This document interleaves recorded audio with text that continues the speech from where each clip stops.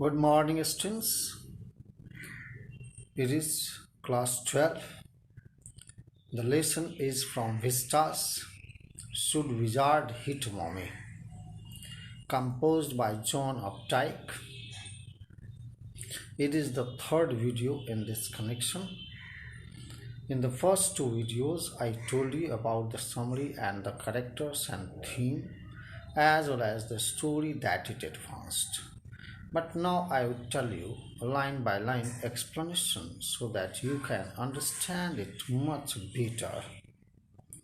The story goes on like this. In the evenings and for Saturday snaps like today's, Jack told his daughter Jo a story out of his head. Means this custom began when she was only 2 years. Jo was 2 years old and was itself now nearly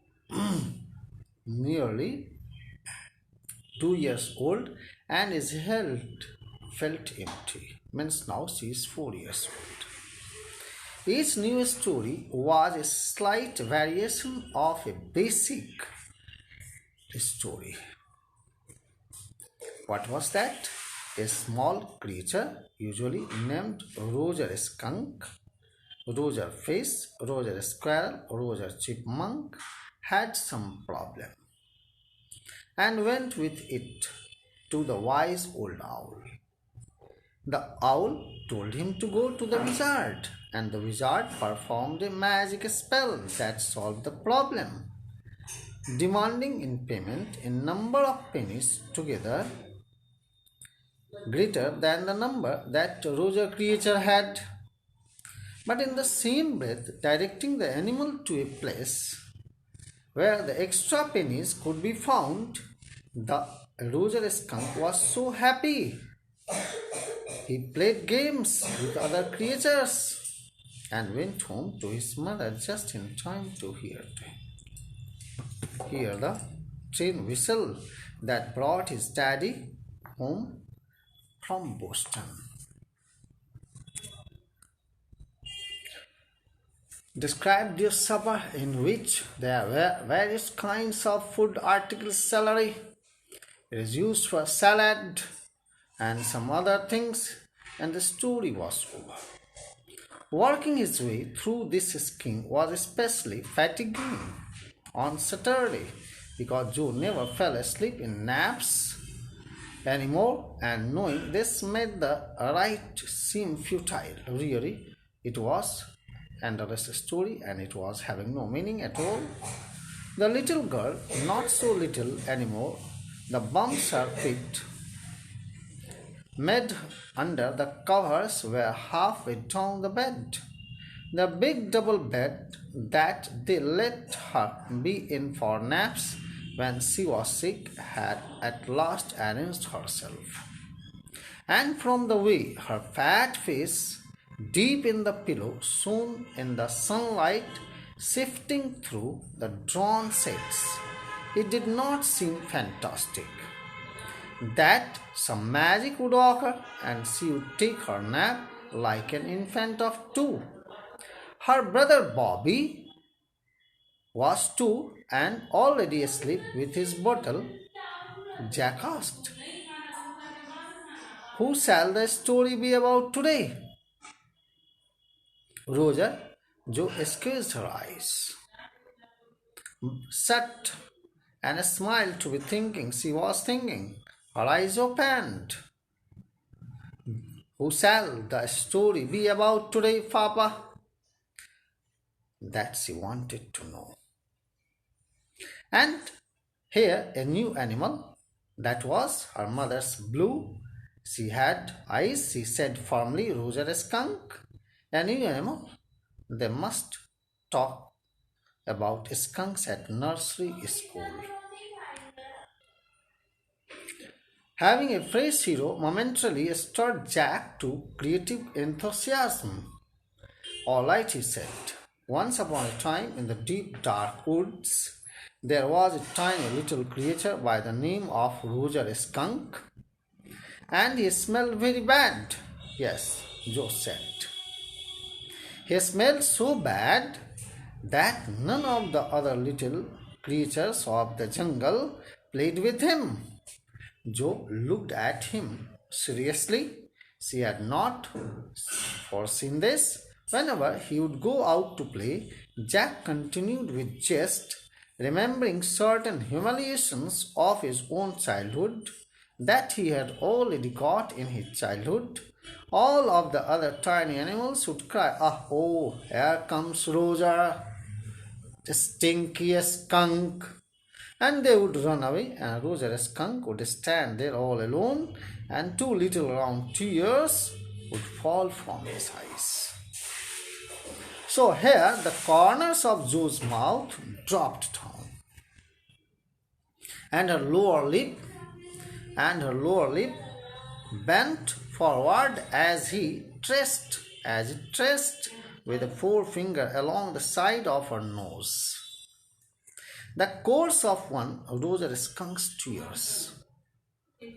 "Won't he see the owl?" she asked in a high and faintly roughened voice. Sitting on the bed beside her, Jack felt the covers tug as her legs twisted tensely. He was pleased with this very attitude.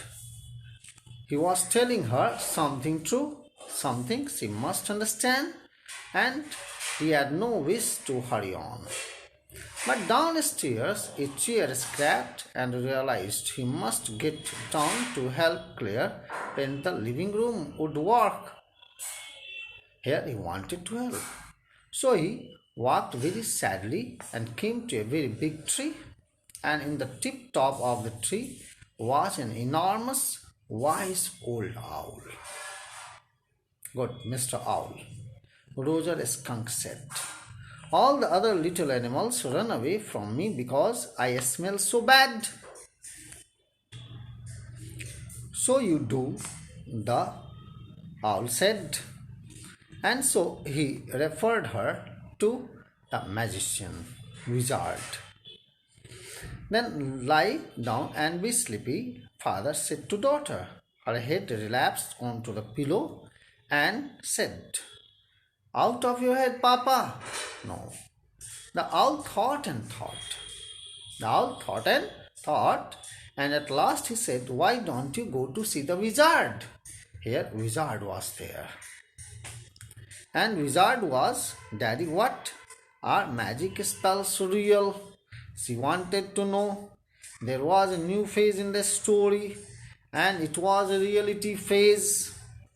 Do they really? And when Claire told her God was in the sky and all around them, she turned to her father and insisted with a sly yet eager smile, "Means, does God exist?" "They are real in stories," Jack answered curtly, impolitely. She had made him miss a bit in the narrative. Means he did not want to miss the bit. The owl said, "Go through the dark woods under the apple trees, into the swamp, over the creek." What is a creek? Creek means a little river. Over the creek there will be a wizard's house. Over the creek there is a wizard's house, and he rapped on the door. It was a little white house. Jack rapped on the windowsill, and under the covers Joe's tall figure clenched in an infantile thrill. Really, there was something. What was that? The wizard's voice was one of Jack's own favorite effects. He did it by scrunching up his face and somehow winning through his eyes, which felt for the interval roomy. Means it was a painful moment. A well-being an old man suited him because he knew it. Roger Skunk said, "And all the little animals run away from me." The enormous wise owl told that the wizard would help him. So he had come to wizard, and what did he see? He saw that there was no cleanliness. There was no cleaning lady, as well as there was a big dusty heap because he was a wizard. The daughter asked a question and father replied. So daughter asked whether he would die. Father said no. Wizards don't die. Well, he rummaged around and found an old stick called a magic wand and asked Roger a skunk what he wanted to smell like. Roger thought and said roses. Yes, very good. Joe said warmly. Jack fixed her with trance-like gaze and chanted in the wizard's elderly, irritable voice. What was that voice? Abracadabra, hocus pocus, Roger skunk, how do you do? Roses bosses, pull an ear, Roger skunk, you know where fear, bingo! It was the sound. He paused as a rapt expression widened out from his daughter's nostrils, forcing her eyebrows and up her lower lip tongue in a wide, noiseless grin, an expression in which Jack was startled to recognize his wife. Feigning pleasure at cocktail parties, Nancy did not like to enjoy the parties that she wanted, and he was also not satisfied with his wife. And all of a sudden he whispered the whole inside of the wizard's house was full of the smell of roses. And here he was very happy, and the wizard said, very cranky, that will be 7 pennies. He demanded money. So here he was asked to go to that. Now the father, Jack, really, instead of Roger skunk, he said Roger face, and Joe was surprised. She corrected him, and father admits his foolishness. So here, okay, Roger skunk is said, and all he had, Roger skunk had only 4 pennies, and he began to cry that from where he would get. So he was suggested. Now there is another move that Claire was pregnant. She was 6 months pregnant, and she should be the mother of 3rd child. And here she should not move some heavy furniture. And as it rumbled, really, there was a cry.